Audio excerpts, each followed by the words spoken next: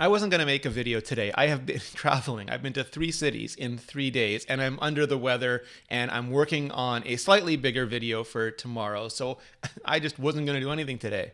But then I saw this. The iPhone XS. It's boring. It risks nothing, but people bought the crap out of the last one, so I guess if it ain't broke, don't fix it. Now, I love bad reviews. I can learn a lot from bad reviews, but this just seemed like it was missing fairly obvious stuff. And since for the last decade, literally my career has been helping people better understand and better enjoy their technology, primarily Apple technology, I figured I'd help my fellow Canadian out. I'm Rene Ritchie. Welcome back to Vector. I'm so thrilled you could join me. Let's do this. While I was watching the September 2018 keynote, I was blown away that even Apple's own executives, who, need I remind you, managed to muster at least some excitement about the iPhone 5C, just didn't seem to care about their newest and shiniest flagships. Of course, it's not Steve Jobs, but then nobody is Steve Jobs. iPhone. Today we're introducing the iPhone 3G. And that's why I'm really excited to tell you about an entirely new version, the iPhone 3GS. We're introducing iPhone 4. But Tim Cook and Phil Schiller have been getting steadily better year after year. I'm really pleased to tell you today all about the brand new iPhone 4S. Today, we're going to introduce iPhone 5. And the first one is called iPhone 5C. The second is called iPhone 5S. The iPhone 6 and the iPhone 6 Plus, the iPhone 6S and the iPhone 6S Plus. This is iPhone 7. iPhone 8. One more thing. This is iPhone 10. This is iPhone XS. It is the most advanced iPhone we've ever created. That's why we are very excited to show you one more iPhone. It is incredible. We are so excited to introduce you to the iPhone XR. And I think they did the same mix of information and demonstration that they've done every year. I'm also going to skip over the part about what could compel someone to upgrade their existing iPhone X? What are the selling points here? because I think literally nobody, not even Apple, expects anyone not on one of the subscription plans that automatically gives you the new phone every year, or someone who's a tech aficionado and just wants or needs the new device every year, to ever consider year-over-year upgrades. I'll even skip Where I walked around like man on the street style and pretended to show people the latest new iPhone. Except it was actually just going to be an iPhone X. because, I don't think I could distinguish any of this year's phones from last year's phones. Hey, it's Alex from Android Central, and this is the Galaxy Note 8 and Galaxy Note 9.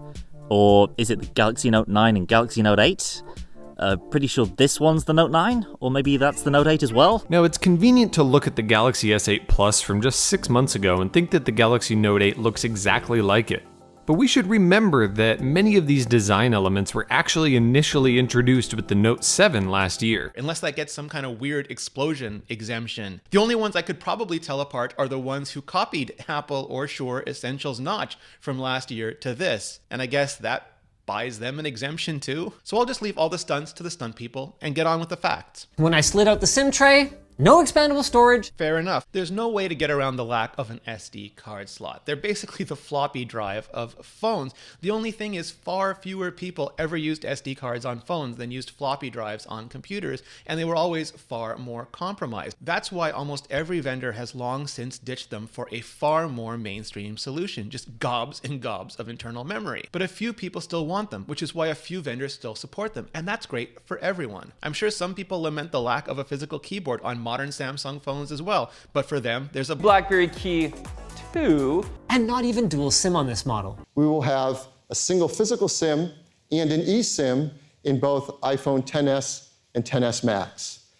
In China, where we can't bring eSIM into iPhone yet, we're making a special model of the iPhone XS Max that has 2 physical SIMs, actually one on each side of the SIM tray. It's a really smart implementation, and we think they're going to love that. I'm staring at what, well, at first looked like a massive notch by late 2018 standards. Apple might have lent into the look of the notch once they knew they were stuck with it, but unlike many, oh god, how many of their competitors now, Apple actually puts a bevy of true depth sensors into that space. Sensors that simply cannot work right now, either under or through a display. At least that is until Google released the Pixel 3 XL and the game changed somewhat. Sure, Apple could have cut off the entire top of the display, the way Samsung did to fit just a tiny camera and receiver, but Apple figured a little extra screen for a little extra information could be a useful thing while they worked on the whole sub-screen array. And the way it was so copied by so many, including Google this year, I think proves that kind of thinking out. While I'm whining, I really hate the name of the iPhone XS. For those of you who are wondering, the last time Apple used Roman numerals in its product naming scheme was 1994. It's my pleasure today to announce Mac OS X.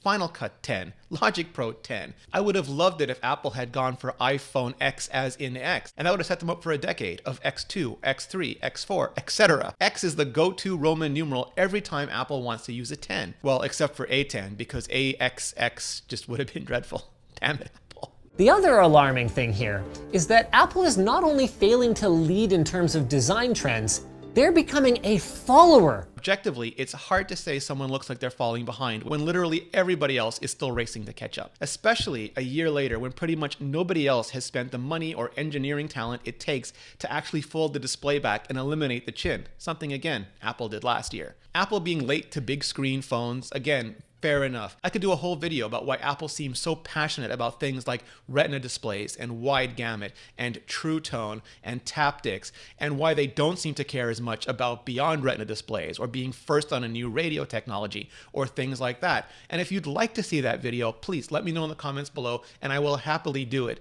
But right now that discussion just seems so 2015. It turns out that I still hate the lack of a back button on iOS. A lot of this is personal preference. I don't like the dedicated back button as much because quite often I have no idea whether it's going to move me within an app or between apps, where on the iPhone, swiping on the bottom distinctly moves you between apps and swiping from the edge distinctly moves you within an app. The back gesture requires a really clear swipe from the edge, which is hard to execute with small hands on such a big phone. But it's hard to complain about the phones not getting bigger fast enough, but then also complain about some of the compromises that bigger phones necessitate. Buttons versus gestures is an incredibly big design debate because they are much more clear, but they are also much more in the way. And it seems like gestures are eating the world, from WebOS to iOS and now to Android. So the Oppo Find X lets you swipe anywhere on the screen rather than only at the bottom to activate its Face ID copycat. Apple doesn't allow you to do this.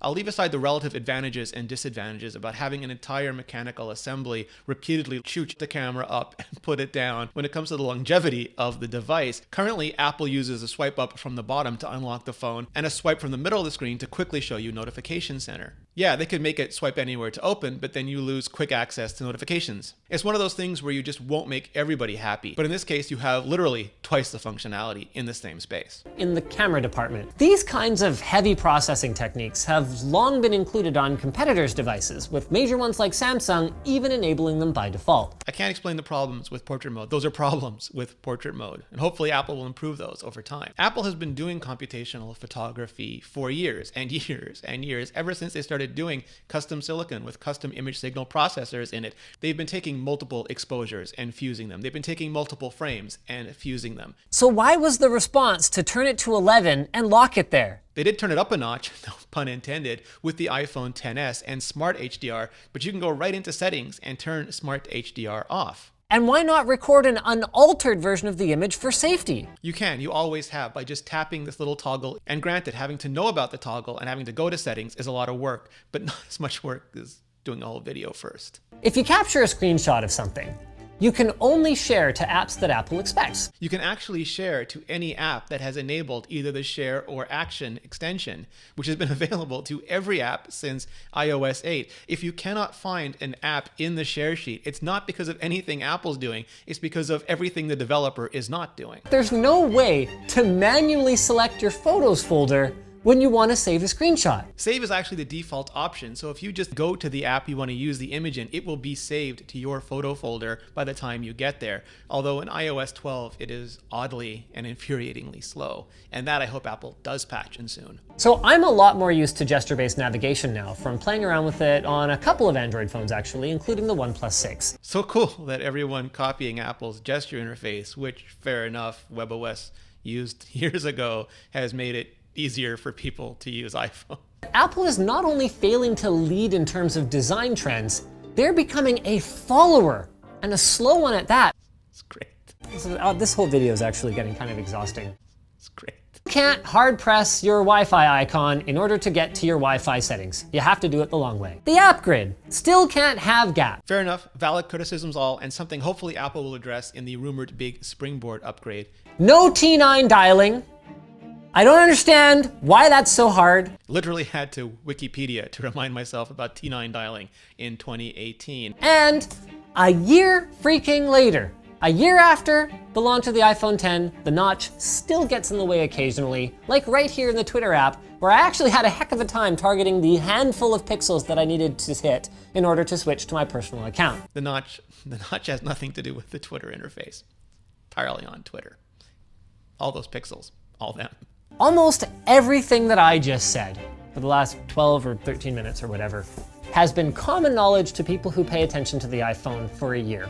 But none of that is common knowledge. It is a profoundly frustrating lack of knowledge that really shouldn't be propagated without a ton of due diligence first. And that is why I fought jet lag and sickness and working on another video to do this one. You can, again, because everything is subjective and LOL opinion, say anything you want to, including the iPhone XS.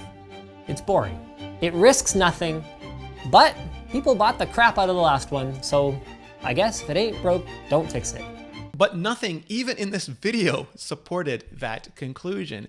Apple took a ton of risks that, like the notch, got them roundly mocked, up to and including almost every other vendor copying that notch. And they've done things in terms of engineering and features that no other company, still a year later, has come close to emulating. So you can say you don't like it. That's fine. Everybody is entitled to their own tastes. But to say these problems, some of which just simply don't exist, are an ain't broke, don't fix it, is a profound disservice, because it's the premise of the video that's broken, and that is so easily fixed. There were some really good criticisms in here, but they're gonna be dismissed because of so many factual errors. Errors that even if you think that I am an idiot or an apologist or a fanboy, there are tons of super smart people who work in this industry day in, day out, who would be more than happy to help explain, to help give context to help correct basic things like the SIM cards, like the camera toggles, like the lack of coherence and consistency in the opinions presented long before a video like this ever has to go live. Including, and I was gonna save this for tomorrow,